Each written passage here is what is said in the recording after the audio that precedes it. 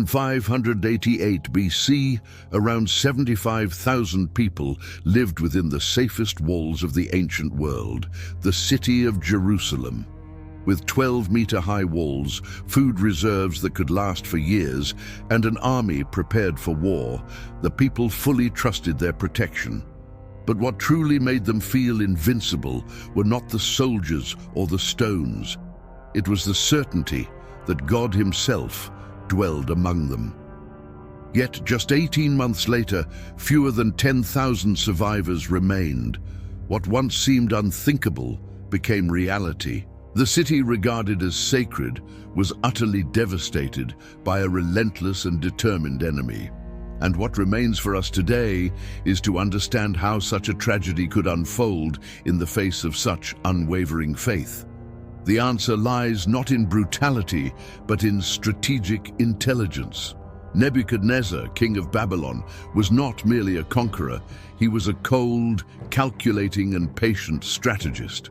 Instead of launching direct and bloody attacks, he chose to dismantle his enemies slowly, like someone removing, piece by piece, the structure of a castle. His army, with over 180,000 soldiers, marched not only with strength, but with surgical precision. It was no ordinary assault. It was a campaign of domination that turned destruction into a science. And the more cities fell before him, the more Babylon's reputation grew as an invincible empire. Each battle was a display of military engineering. Jerusalem would be the next chapter written in blood and dust. But Jerusalem was no ordinary city. It was the spiritual heart of a people who believed they lived under the direct protection of heaven. Defeating it would not be just a military achievement, but a symbolic blow to the divine throne. The very name Jerusalem carried eternal promises. To conquer it would be to shout to the ancient world, "Not even their God can protect them."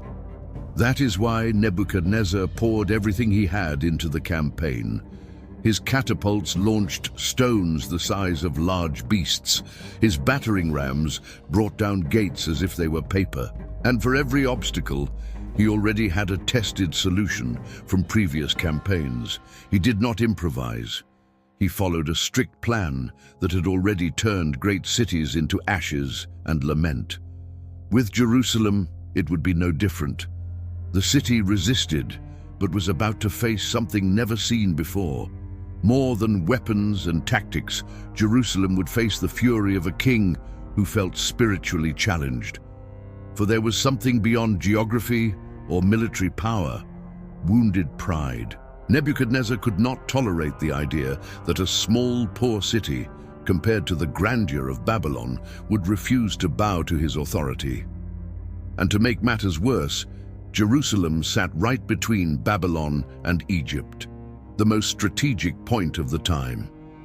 Controlling Jerusalem meant having dominion over trade, war, and pride. It meant gaining political, economic, and religious advantage. It meant turning the city of God into a message of defeat to all who dared resist. But before invading with force, Nebuchadnezzar used his mind.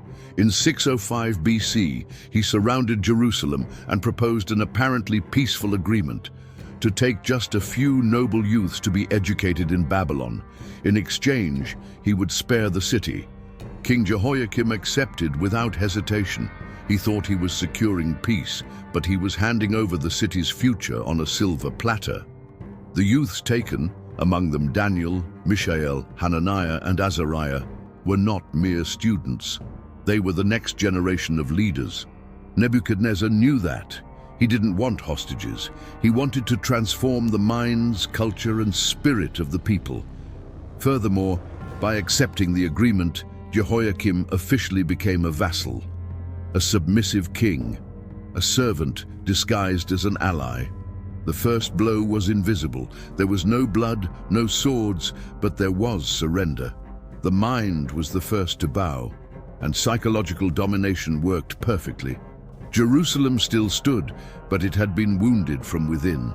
Nebuchadnezzar knew that real power did not reside in the walls, but in ideas. and those were beginning to change. The young men educated in Babylon would return with new values, new beliefs, and new dreams. Slowly, the essence of the people would be erased without anyone noticing. It was the beginning of the end, even if no one realized it yet. The city had been touched by a seed of slow and silent domination, a strategy that would take years to bloom. But when it did, it would bring total ruin. Time passed, and Jerusalem insisted on keeping its identity. This infuriated Nebuchadnezzar. He wanted total obedience, unrestricted worship of his power. And in 589 BC, he decided it was time to end the rebellion. A new siege was initiated, and this time he wanted no agreements. He wanted destruction. For months, Jerusalem was besieged. Catapults launched stones day and night. Siege towers advanced slowly, like wooden monsters. Hunger began consuming the weakest. Mothers had nothing to give their children. The streets filled with screams, disease, and lament. It was hell in the form of war. And as time dragged on, the people realized they were alone. Not even the walls seemed to offer protection anymore. Finally, in 586 BC, the gates were breached. The temple was set ablaze. The city became an apocalyptic vision. Ashes, fire, and death. Jerusalem, which once shone as the dwelling of the Almighty, was now rubble. Nebuchadnezzar didn't just want to conquer. He wanted to erase. The temple, the ultimate symbol of faith, was cruelly destroyed. Homes were plundered, entire families torn apart, and the survivors, wounded in body and soul, were dragged off to Babylon as captives. What was once a proud nation was now dust, tears, and silence. The destruction was not only physical, it was spiritual, emotional, existential. It was as if heaven had turned its face away for a moment. But even amid tragedy, something sacred began to be reborn. The Babylonian exile, which seemed like punishment, revealed itself as a moment of transformation. It was in foreign lands, far from the temple, that the people began to seek God more deeply. Prophets like Ezekiel and Daniel emerged with messages of judgment, but also of hope.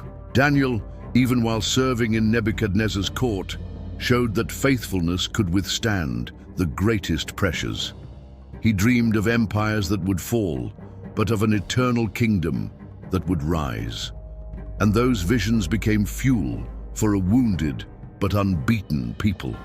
The exile forged a new identity, more mature, more spiritual, more resilient, and time proved that pain would not be the final chapter.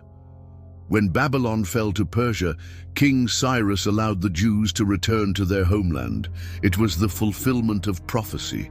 Jerusalem would be inhabited again, the temple would be rebuilt, and hope would shine once more.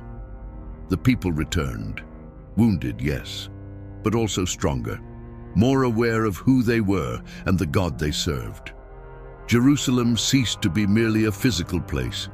It became an eternal symbol of faith, rising from the ashes. What once seemed lost was restored. What once seemed dead came back to life. And a story that seemed like tragedy turned into a testimony of redemption, a reminder that God's promises do not die in ruins. The most violent storms cannot extinguish the light of true faith. Neither the mightiest walls nor the strongest armies can destroy what is upheld by the hand of the Creator. Today, Jerusalem is more than ancient stones and sacred ruins. It is an eternal cry of resistance, a beacon of hope, and its story challenges us to look inward, to identify which walls within us must fall, to understand that often it is in collapse that the purest faith is born. The city that was surrounded, destroyed, and humiliated now lives as a symbol of new beginnings, a living reminder that no pain is wasted when there is eternal purpose. This narrative spans generations. It speaks not only to the Jews, but to every human who has faced loss, exile, or sorrow. Jerusalem, physically destroyed, remained spiritually alive. Because there was a promise there, a covenant that neither fire, nor sword, nor time could erase. That promise lives today. It is the foundation of faith, the source of hope, and the testimony that the divine never abandons his own. Even when everything collapses, God's hand still writes new beginnings. Even when the world declares the end, heaven whispers that it's only the start of a new story. And finally, may this story serve as both a warning and inspiration. Let it remind us that power without justice leads to downfall, that arrogance always precedes ruin, but also teach us that true faith is never defeated. Nebuchadnezzar, with all his glory, passed, but God's promise remained, and it remains today. May Jerusalem live within us as a reminder that the greatest fortresses are within the soul, and that no fall is final when hope stands firm. Thank you for watching. Like, share, and subscribe. See you in the next video, where we will continue exploring the echoes of faith that transcend the ages.